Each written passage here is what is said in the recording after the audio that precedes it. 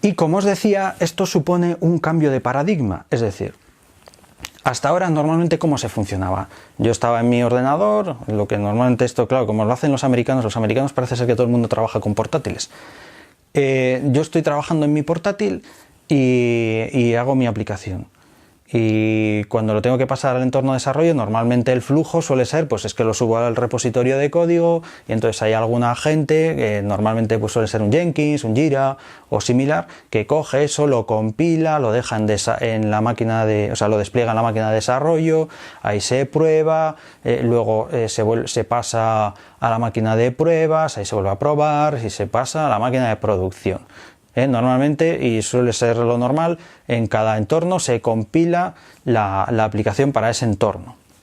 Con lo cual, lógicamente, un desarrollo que yo he hecho, que he probado en mi máquina con mi servidor, se tiene que andar moviendo por todos esos entornos, ¿no? Con los consiguientes problemas que puede haber, pues es que espérate que en este entorno no he copiado la librería de no sé cuántos y no me compila. O espérate que es que en este entorno no tengo el mismo compilador.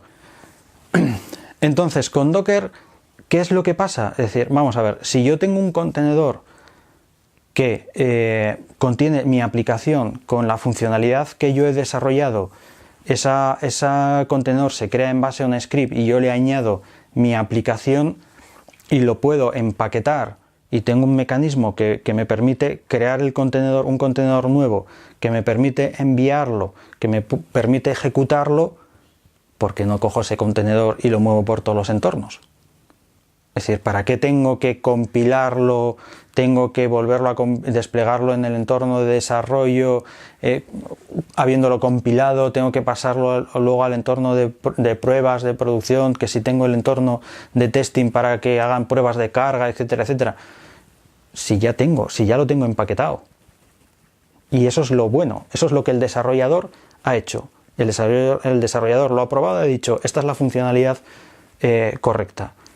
¿Por qué tengo que volver a compilar, a desplegar si ya tengo el contenedor con la aplicación que necesito? Ese es el cambio de paradigma que supone Docker. Lo que hay que decir es que tampoco es necesario poner en producción un contenedor. Es decir, bueno, eso te proporciona, y la gente que lo usa, pues lo que habla es de que está reduciendo muchos tiempos porque no tienes que esperar a compilar n veces tu aplicación, a desplegarlo, que espérate que me puede dar problemas, sino que ya lo tengo todo empaquetado, y lo puedo poner. Pero como os digo, no es obligatorio, es decir, podríamos tener un contenedor y utilizarlo simplemente, un contenedor con Docker y utilizarlo simplemente para desarrollar, porque nos interesa plataformar los entornos locales de la gente, y luego, si quieres, puedes ir cambiando los otros entornos, el desarrollo, pruebas y producción, lo que sería el stack más bien productivo, ¿no? Porque sí que es cierto que normalmente el Docker funciona o va mejor con aplicaciones con contenedores pequeños. Normalmente lo que suele, es un planteamiento más cercano o que encaja mejor con los microservicios, ¿no?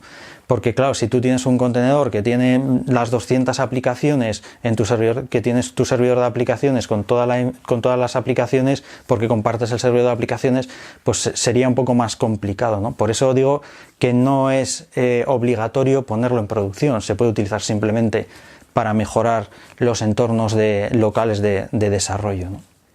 Y luego, bueno, pues un poco ya lo que os he contado antes de por qué es el símil con los contenedores, ¿no? Porque al final es eso, es decir, yo manejo contenedores y no sé lo que hay dentro. Y aquí pasa lo mismo, es decir, yo manejo el contenedor y no tengo por qué saber todas las interioridades que hay dentro, ¿no? Y además me permite aislarlo, ¿no? Lo cual, pues bueno, está bastante bien. Y luego pues también hablar un poquitín de cuál es la ventaja sobre las máquinas virtuales.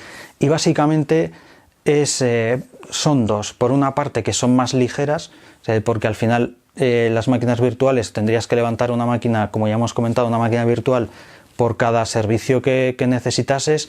Y aquí, pues bueno, realmente lo que es más es un planteamiento de un proceso que está enjaulado, es decir, es un proceso de nuestra máquina que tiene su propia dirección IP, que tiene su propio espacio de memoria, que tiene su propio espacio de disco duro, y se puede aislar, y hay formas de decirle, pues bueno, que se vean unas entre otras, que se vean de determinada forma, de no determinada forma, es decir, hay una serie de posibilidades que lo que nos permite es aislar esos procesos, con lo cual no necesito levantar toda la máquina virtual, toda una máquina virtual, sino que lo que hago es me aprovecho de la infraestructura que ya tiene el sistema operativo, en este caso Linux, para gestionar procesos, y lo que le añado es esa jaula al proceso, ¿no? Que bueno, dicho así, pues parece muy sencillo, pero bueno, eso tiene su cierta complejidad. Y luego la otra ventaja que tiene es que dentro del mismo paquete ya hay un script, o sea, hay una forma de crear máquinas, ¿no? Porque realmente con una máquina virtual podríamos tener algo similar, pero necesitaríamos un script de aprovisionamiento, que eso es, por ejemplo, el funcionamiento de Vagrant. Vagrant lo que te hace es, tienes máquinas virtuales muy pequeñitas, pero luego lo que tienes es un script que te la tiene que aprovisionar, o sea, es decir, pues esto te lo da un poco englobado todo, ¿no? Y una de las cosas que también para mí es muy importante es que en el momento en que la gente ha visto que Docker es una herramienta que es muy útil, todo el mercado se está metiendo en ella, ¿no? Es decir, por ejemplo, el principal contribuidor a Docker en cuanto a líneas de código no es Docker, es Red Hat. O sea, es decir, lo está apoyando Amazon, lo está apoyando Google. Google tiene un producto que es el Kubernetes, que es para Docker, o sea, es decir, hasta Microsoft, porque ya nos dices, bueno, es que es esto, me estás hablando de gente que se mueve en mundos Linux, Java y cosas así más estilo Unix, ¿no? No, es que Windows está metida en el ajo, o sea, se está metiendo todo el mundo, ¿no? Y, por ejemplo, la herramienta típica de desarrollo, que suele ser el Eclipse, tiene soporte, en las últimas versiones tiene soporte nativo para Docker, o sea, es que ni siquiera tienes que bajarte un plugin, es que te viene ya con el soporte de Docker, con lo cual, claro, es que el círculo la verdad es que es casi perfecto, o sea, es decir, todo el mundo está tirando por Docker, ¿no? Cosa que, por ejemplo, pues el Vagrant, aunque pueda ser una alternativa, pues no tienes un soporte nativo en una herramienta como Eclipse, ¿no? O sea, aunque sí que haya plugins, pero es que esto ya es nativo. De hecho, hasta donde yo sé, el soporte de Docker en Eclipse lo ha hecho Spotify. Es decir, me imagino pues que ellos utilizarán Docker y utilizarán el Eclipse, no tenían ningún plugin y lo han cogido y lo han hecho ellos, porque a veces, sobre todo la primera versión que no funciona, la 1.0, que no funcionaba muy allá, daba algunos petardazos y te salía com Spotify, o sea, es decir, con el nombre del paquete, o sea, es decir, eso obviamente lo han hecho ellos, ¿no? Entonces, lo que os quiero decir es que el soporte que tiene Docker y las empresas que hay detrás del Docker, yo creo que casi garantizan que eso va a tener una continuidad y que va a funcionar, y lo que no funcione, o sea, lo van a hacer funcionar. Eso yo lo tengo muy claro. O sea, cuando ya incluso se mete hasta Microsoft, que es como que, bueno, pues estas cosas más de Google, Red Hat y Linux, y porque además es que lo que es Docker, el funcionamiento es sobre Linux, es decir, que se meta a Windows, o sea, Microsoft, a poner ahí tela y a sacar la versión para Windows, pues dices, bueno, aquí se está metiendo todo el mundo, o sea, esto va a triunfar, ¿no?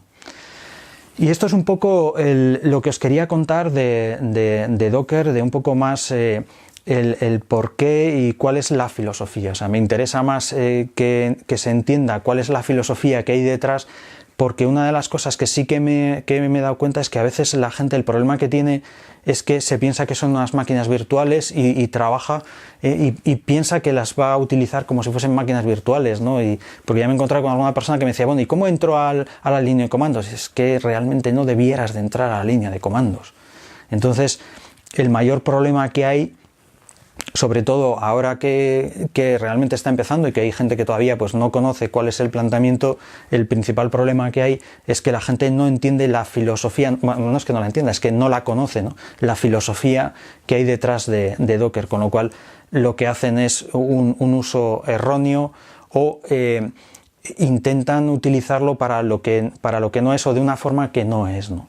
Y por eso también tiene interés este tipo de formaciones de cómo se usa Docker, porque no es algo que de forma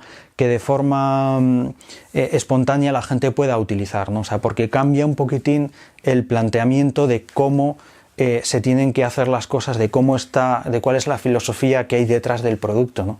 Entonces, una de las cosas que te pueden tirar para atrás una herramienta de estas es que la gente no sea capaz de usarlas bien. Entonces se empiezan a decir, no, pero es que esto es una mierda, porque es que no funciona, no, es que esto funciona de esta forma, ¿no? O sea, no es la otra, ¿no? Que a veces te encuentras con gente que a mí me ha pasado, por ejemplo, gente que vendía del mundo Oracle, que cuando tuvo que coger el MySQL, pues pretendía que MySQL funcionase como Oracle, ¿no? Y claro, decían, es que MySQL es una porquería. No es una porquería, es que MySQL resuelve las cosas de otra forma.